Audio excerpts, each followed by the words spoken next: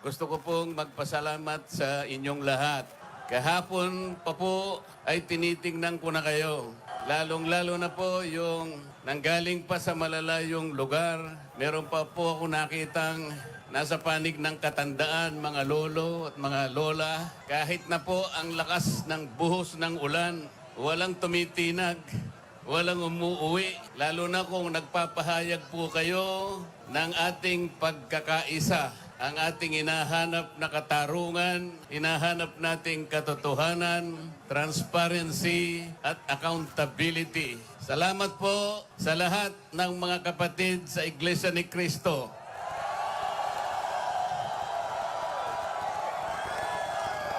Salamat din po sa mga hindi kapatid ngunit nakikisang-ayon at sumusuporta sa pagkakaisa natin sa gabing ito.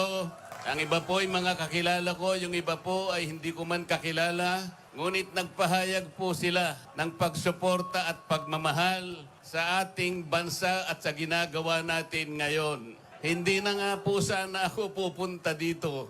Kasi baka akalain po nung iba, ako pa po yung nag-i-instigate, hindi po. Ang palagi ko pong ginagawa, kagaya ng palagi kong sinasabi, ay kailangan maipakita natin kung ano ang tunay at tapat na paglilingkod ng isang public servant sa pamahalaan.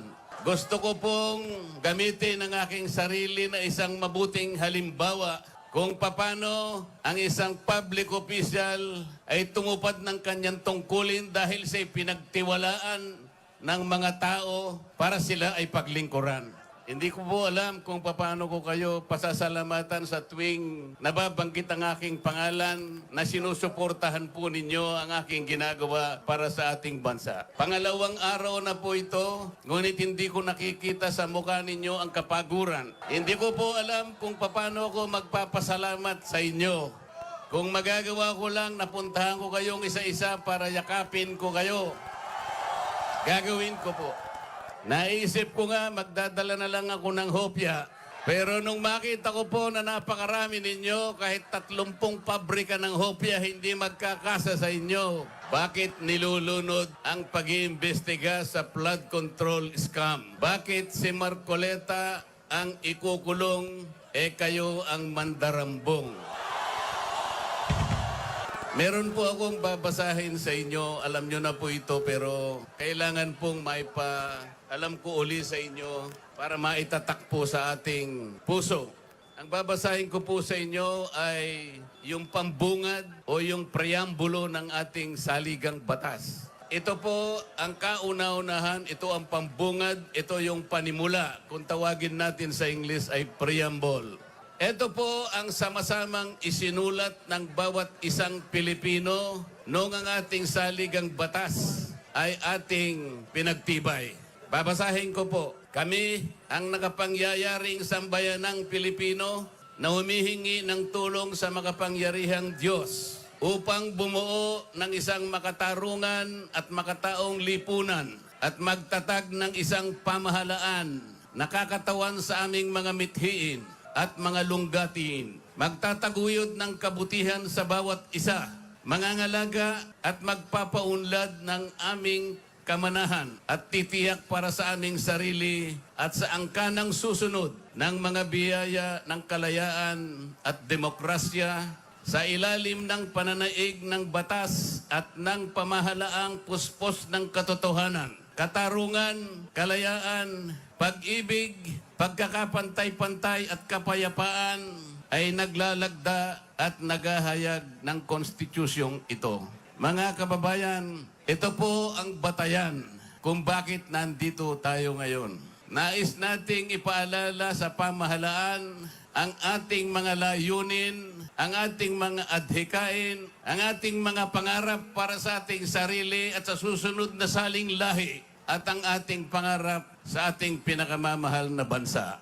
Ito po ang aking paninindigan at alam ko ito ang ating pinagkaisang paninindigan ngayong gabi. Nakahanda po akong magpakulong. Kung kinakailangang maaresto po ako, wala pong problema. Kung ito po ang kabayarang hinihingi para ipagtanggol ko ang katarungan at ang pambansang kagalingan at ang interes ng mamamayang Pilipino.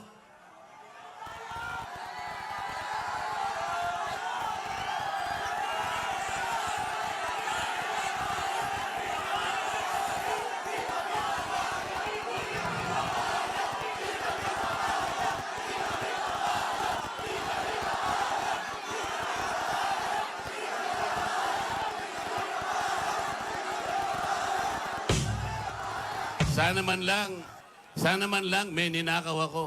Sana man lang kasama ko sa mga mandarambong. Mga nabanggit na yung mga pangalan nila. Ang isa ay si Martin Romualdez.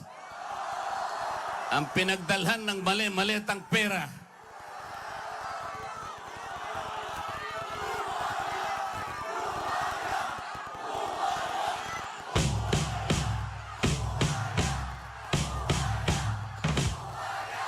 Ako po ang ibinibintang nila sa akin ay salaping pantulong para sa kampanya para ako'y manalong isang senador.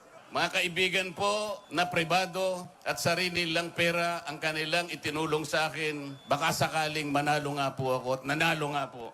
Hindi ko na po ipaliliwanag ang technicality kung paano nila inimbento ang isang gawa-gawang asunto laban sa akin. Tingnan po ninyo kung sino pa yung nagtatanggol at tumutulong para sa ganon, matukoy natin kung sino ang may kagagawan ng pinakamalawak, pinakagarapal na pandarambong sa kabambayan, siya pa ang inaasunto at siya pa ang pinagbabalakang arestuhin. Hindi ba katungkulan ng ombudsman ang sila ang humanap, umusig, at parusahan ang lahat ng may kagagawan nito? Bakit ang ombudsman ang nagagalit sa akin? Hindi ba dapat tulungan pa nila ako? Sapagkat iisa ang layunin namin. Ginawa po nilang politika ang lahat ng ito. Ang mga asunto po na sinampa laban sa akin ay nagsasaysay ng kwarta, pero hindi nagbabanggit ng korupsyon. Nagsasaysay ng halaga, ngunit hindi binabanggit ng ill-gotten wealth. Ipinipilit na iugnay ang public office, ngunit walang binabanggit na abuse of public office. Naglulubid ng mga chismis, ngunit walang ebidensya. Naglulubid ng naratibong pampolitika, ngunit walang binabanggit na elemento o sangkap sa mga krimen na kanilang gawa-gawa. Yun po ang nakapagbibigay po ng malaking kalapastanganan sa ilalim po ng mga batas na umiiral sa ating bansa. Hindi ba sinabi natin, bawal ang bend the law? Paano naman kasi, isa naman kasama ko doon sa bulwagan sa Senado, bigla na lang nagsalita. Sometimes, you have to bend the law to be able to please the people. Sumagot yung kausap. Tinanong kasi siya kung tama yung sinasabi. Ang sabi niya, yes sir. Mga kababayan, uulitin ko po ang aking pagsaludo sa inyo, ang aking paggalang, ang aking pagpapasalamat sa ipinakita ninyong pagsuporta at pagmamahal sa akin at sa mga bagay na ipinaglalaban nating lahat. Ang katarungan, ang katotohanan, ang pananagutan at ang katarungan. Huwag po tayong mag-iwahiwalay. Ang sabi nga natin, we are one. We are one. We are one. Maraming salamat po sa inyong lahat.